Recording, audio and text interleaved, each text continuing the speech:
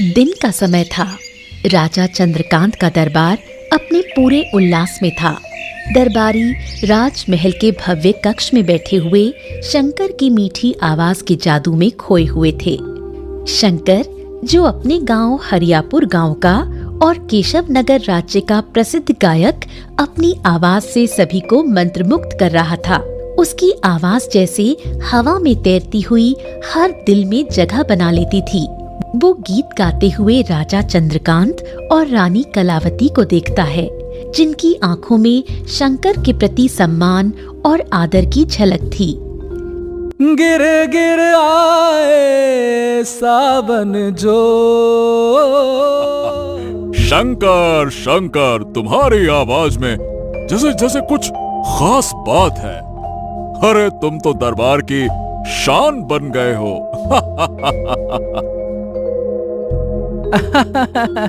धन्यवाद महाराज, धन्यवाद धन्यवाद। ये सब तो आपकी कृपा और समर्थन के कारण ही संभव हुआ है। शंकर, तुम्हारे गीतों में दिल छूने की ताकत है। हम बहुत खुश हैं कि तुम हमारे महल में हो।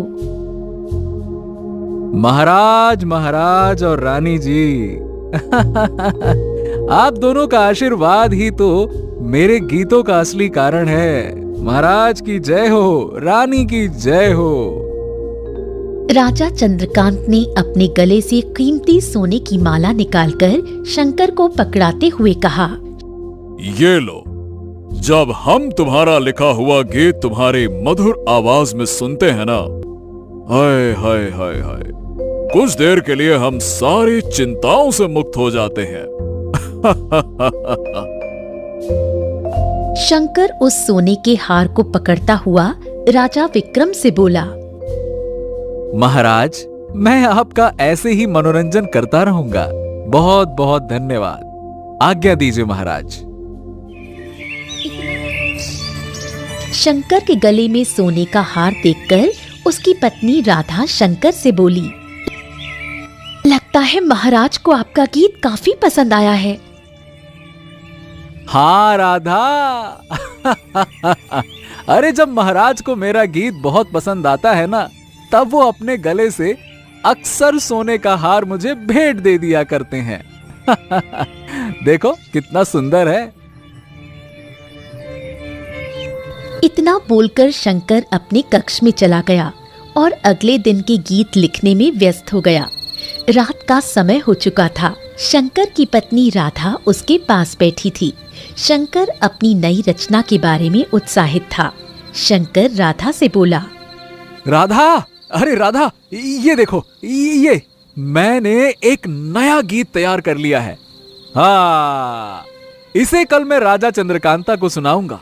मुझे लगता है कि ये गीत बहुत खास होगा। ये तो बहुत अच्छा है शंकर। तुम्हारी आवाज और गीतों में सच में एक जादू है। राजा चंद्रकांत को ये पसंद आएगा। सुनो इसे। याद पिया की, याद पिया।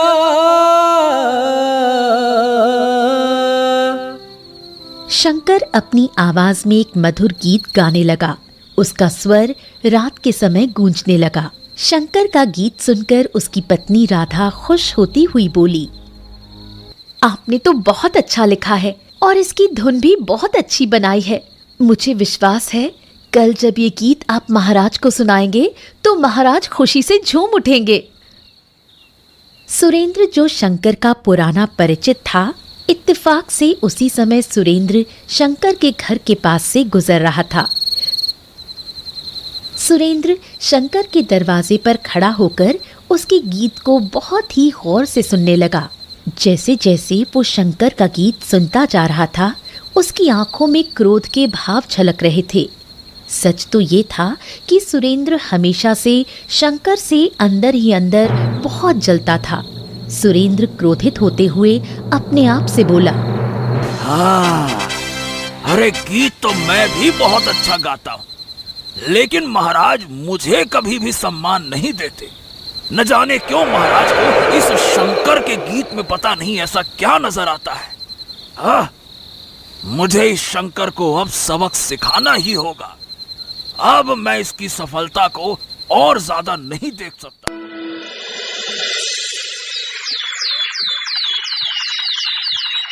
अगले दिन राजा चंद्रकांत और रानी कलावती दरबार में बैठे थे।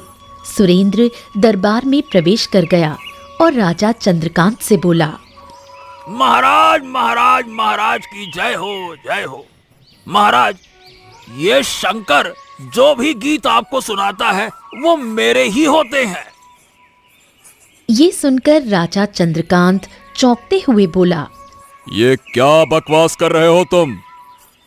अरे महाराज, सच बोल रहा हूँ।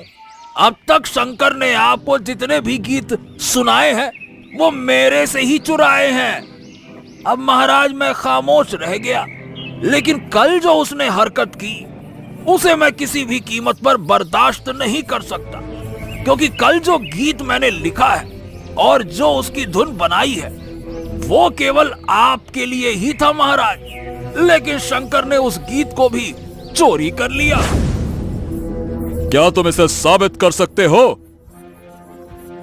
अरे हाँ महाराज, मैं जो गीत लिखता हूँ और जब भी उस गीत की धुन बनाकर आपके घर पर गाता हूँ, शंकर चुपके से मेरे घर के दरवाजे पर खड़ा हो जाता है और मेरे गीत को चुपके से सुन लेता है और वही गीत महल में अगले दिन आपको सुनाता है।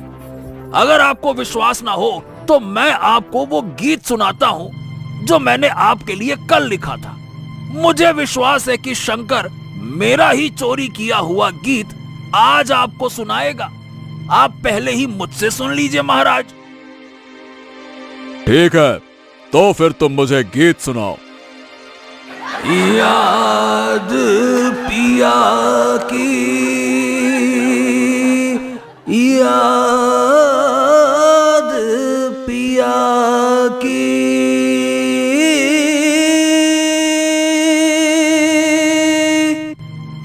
सुरेंद्र मन ही मन में मक्कारी से मुस्कुराता हुआ राजा चंद्रकांत को वही गीत सुनाने लगा जो उसने कल शंकर के मुंह से सुना था।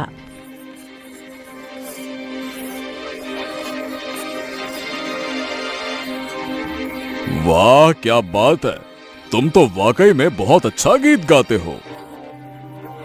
तभी वहां पर शंकर आ पहुंचा। राजा चंद्रकांत शंकर से बोले, आ गए शंकर। आओ आओ आओ, बताओ आज कौन सा गीत सुनाने वाले हो? सुनाओ।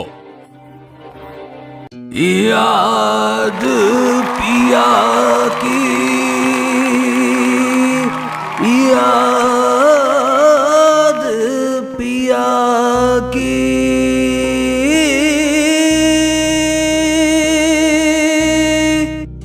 शंकर बेचारा वही गीत सुनाने लगा, मगर शंकर का गीत सुनकर राजा चंद्रकांत क्रोधित अवस्था में शंकर से बोले, बस बस करो। जब सुरेंद्र ने मुझे बताया कि तुम उसके गीत चोरी कर लिया करते हो तब मुझे विश्वास नहीं हुआ था, लेकिन यह गीत सुनाकर तुमने साबित कर दिया कि तुम चोर हो। तुम्हारे खिलाफ आरोप सही है, तुमने सुरेंद्र का गीत चुराया है। क्या महाराज, ये सच नहीं है। मैंने इस गीत को अपनी मेहनत और अनुभव से लिखा है महाराज, और इसकी धुन मैंने अपने अनुभव से बनाई है। कृपया मुझे मौका दे, मैं अपनी सफाई देना चाहता हूँ। तुम्हारी सफाई की कोई आवश्यकता नहीं है, तुम्हें सजा मिलेगी। मेरे द्वारा प्राप्त सभी उपहार और स्वर्ण मुद्राएं सुरेंद्र को दे दी जाए। महाराज महाराज, ये झूठ है। ये सरासर गलत आरोप है। मैंने ऐसा कुछ नहीं किया है। कृपया मेरी बात सुनिए महाराज। बस, ये मेरा अंतिम निर्णय है। शंकर को अपमानित करके दरबार से बाहर निकाल दिया गया। वो टूटा दिल लेकर घर लौट आया और सुरेंद्र खुशी से उछलते हुए महल में स्वर्ण मुद्राएं प्राप्त करके घर लौट आया। शंकर ने अपनी सारी संपत्ति बेच दी। क्योंकि राजा चंद्रकांत के सारे उपहार उसके लिए कर्ज में बदल गए थे और अब उसे अपना कर्ज चुकता करना था। अपना सब कुछ बेचकर भी वो राजा का कर्ज नहीं चुका सका। हे भगवान, हे भगवान, हे भगवान, क्या ये सचमुच मेरा ही अपराध है? अरे मैंने कभी किसी से कुछ चुराया ही नहीं है, फिर भी मुझे इस अपमान का सामना क्यों करना पड़ा? शंकर, तुमने कभी किसी का बुरा नहीं किया। तुम्हारा दिल साफ है। तुम क्यों इस कर्ज को अपने ऊपर ले रहे हो? राधा, मैं जो कुछ भी कर रहा हूं वो सब तुम्हारे और सूरज के लिए है। लेकिन अब मुझे यह समझ में आ रहा है कि कभी कभी अच्छे लोग भी बुरे वक्त का सामना करते हैं। शंकर का जीवन जो कभी संगीत और सम्मान से भरा था, अब संघर्ष और अपमान का प्रतीक बन चुका था। वो सुरेंद्र से झूठे आरोपों और राजा के फैसले के कारण कर्ज में डूब चुका था। उसकी पत्नी राधा और बेटा सूरज उसके साथ हर कदम पर थे, लेकिन गरीबी और अपमान का बोझ उन्हें झुकाए जा रहा था। एक दिन शंकर मजदूरी से थका हुआ घर लौटा। उसकी आंखों में चिंता और चेहरे पर थकावट साफ झलक रही थी। राधा उसे देखकर चिंतित हो गई। शंकर, ऐसे कब तक चलेगा? दिन रात मेहनत करके भी तुम सुरेंद्र का कर्ज नहीं चुका पाओगे। राधा, मैं हार मानने वालों में से नहीं हूं। मेहनत से सब ठीक हो जाएगा। एक सुबह गांव का मुखिया शंकर के घर आ पहुंचा। उसकी आवाज में गुस्सा और चेहरे पर क्रूरता थी। ए शंकर, अरे तुम्हारी वजह से हमारे गांव की इज्जत मिट्टी में मिल गई। अरे राजा ने तुम्हें अपमानित करके निकाल दिया और अब गांव वाले तुम्हें चोर कहते हैं। तुम्हारे यहाँ रहने से गांव का नाम और खराब होगा। हमारे गांव में कोई चोर नहीं रहेगा। और अगले दिन वो गांव से निकलकर जंगल में बस गए।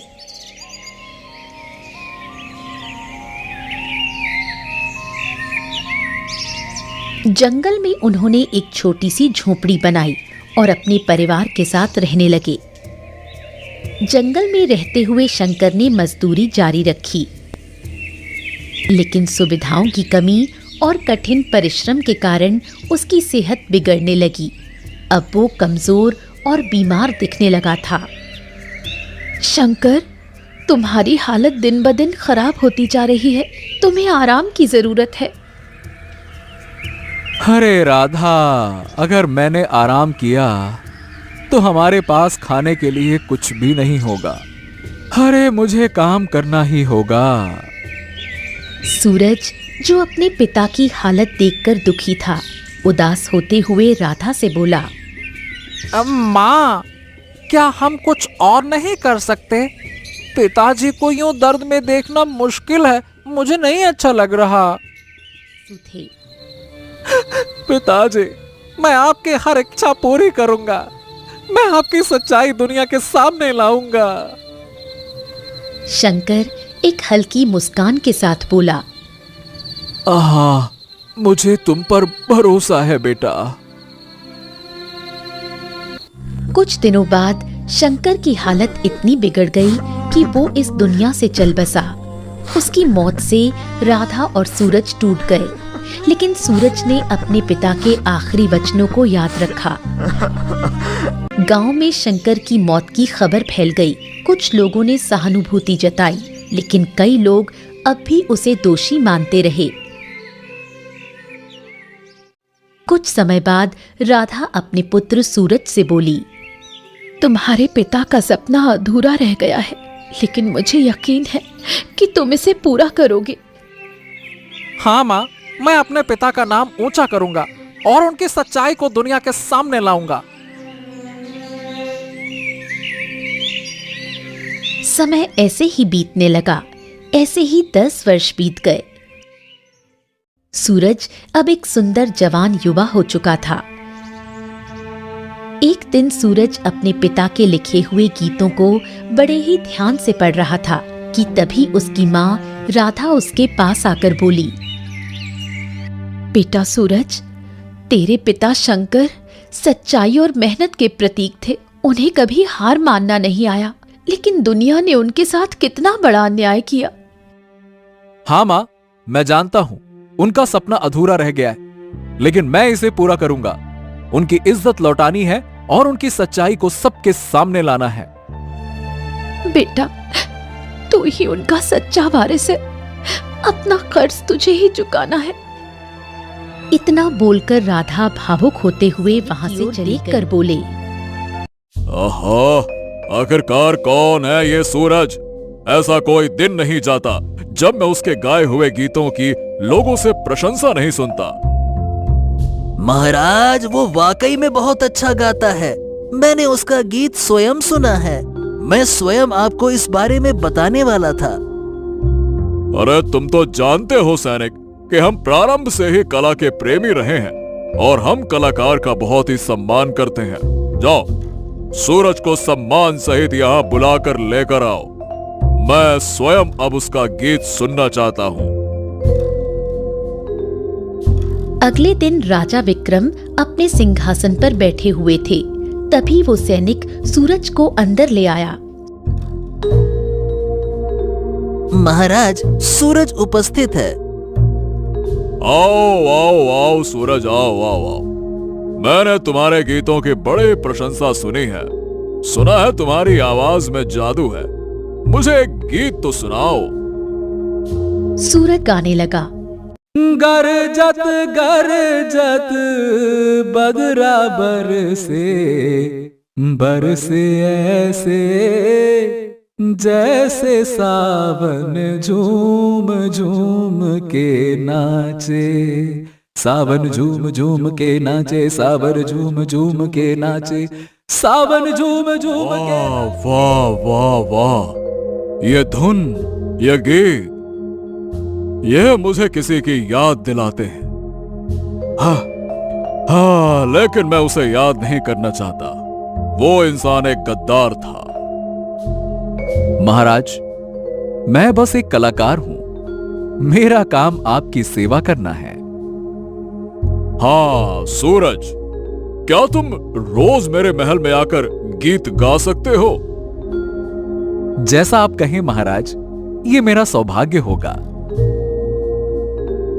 उस दिन के बाद सूरज रोज महल में आकर राजा चंद्रकांत को गीत सुनाने लगा। सूरज का सम्मान राजा चंद्रकांत की आंखों में दिन ब दिन बढ़ने लगा। और वही बात अब सुरेंद्र को पसंद नहीं आ रही थी। सुरेंद्र अपने घर पर चिंतित अवस्था में टहलते हुए अपने आप से बोला, हाँ, ये लड़का कौन है? ये तो बिल्कुल शंकर की तरह गाता है। राजा का ध्यान इस पर क्यों नहीं जा रहा? हाँ, मुझे इसका भी अंत करना होगा। एक मैं ऐसा गीत लिखूंगा जिसे सुनकर राजा चंद्रकांत सूरज को भूल जाएंगे। हाँ। अगले दिन राजा चंद्रकांत अपने सिंहासन पर बैठे हुए थे। सूरज पहले से मौजूद था। सुरेंद्र दरबार में प्रवेश कर गया। तुमने काफी दिनों से अपना लिखा हुआ कोई गीत नहीं सुनाया सुरेंद्र। आज हम तुम्हारा गीत सुनना चाहते हैं। सुनाओ। ये सुनकर सुरेंद्र खुश हो गया। क्यों नहीं महाराज, अभी सुनाता हूँ। इतना बोलकर सुरेंद्र अपना गीत खत्म होते ही राजा चंद्रकांत का चेहरा गुस्से से लाल हो गया। बस सुरेंद्र, तुमने क्या सोचा कि मैं यह पहचान नहीं पाऊंगा? यह वही गीत है जो सूरज ने कुछ देर पहले मुझे सुनाया था। क्या तुम इतना गिर चुके हो? महाराज, ये तो मेरा गीत है। मैंने इसे कल रात ही लिखा था। सूरज ने इसे चुराया होगा महाराज। झूठ मत बोलो सुरेंद्र। अगर तुमने ये गीत लिखा है तो फिर तुम्हारे गीत गाने से पहले सूरज ने मुझे ये गीत गाकर क्यों सुनाया? जब मेरी नजरों में सूरज का मान सम्मान बढ़ने लगा और महल में सूरज की प्रशंसा होने लगी, तब तुम सूरज से ईर्ष्या करने लगे और दोबारा मेरी नजरों में मान सम्मान और ऊंचा कद पाने के लिए तुमने सूरज का गीत चोरी किया, है ना?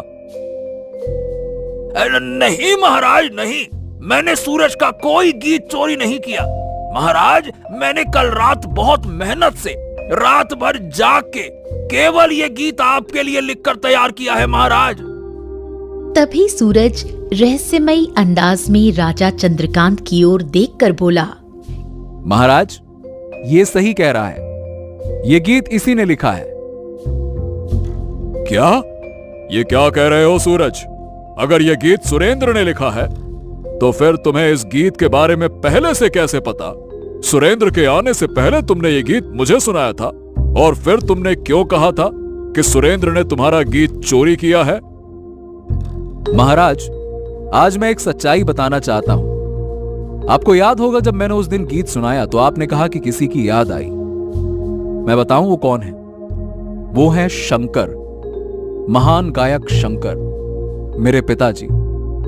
मैं उसी शंकर का पुत्र हूं जिसे आपने वर्षों पहले झूठे आरोपों में महल से निकलवा दिया था। मेरे पिता ने वो गीत लिखा था जिसे सुरेंद्र ने चुराया और अपना बताकर मेरे पिताजी से सुनाने से पहले ही आपको सुना दिया। क्या? तुम शंकर के पुत्र हो?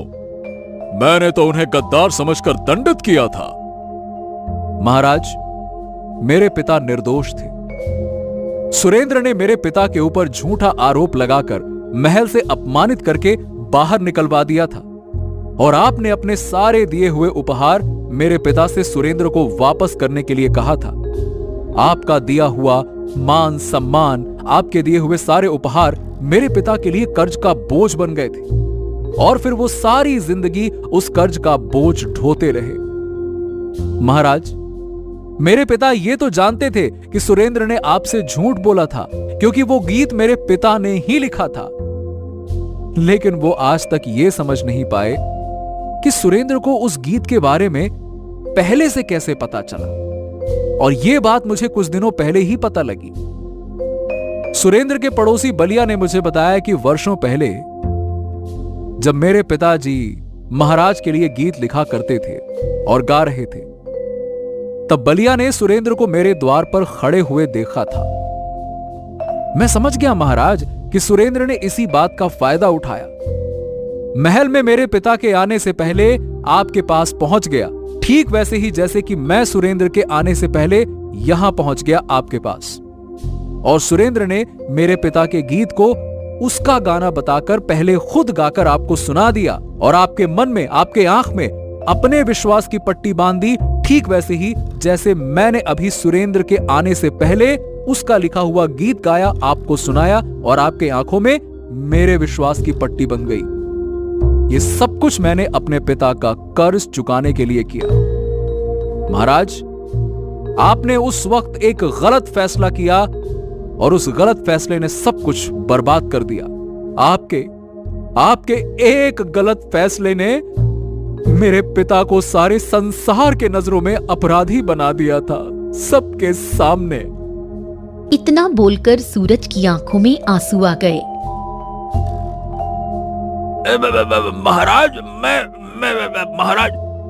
बस करो, तुम्हारा अपराध अक्षम्य है। तुमने न केवल शंकर के साथ अन्याय किया, बल्कि झूठ बोलकर मुझे एक गलत न्याय करने के लिए मजबूर कर दिया। तुम्हें सारा जीवन अब कारागार में काटना होगा।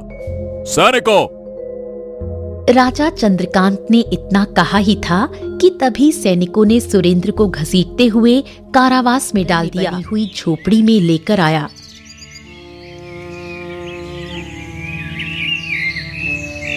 राजा चंद्रकांत राधा की ओर देखकर बोले,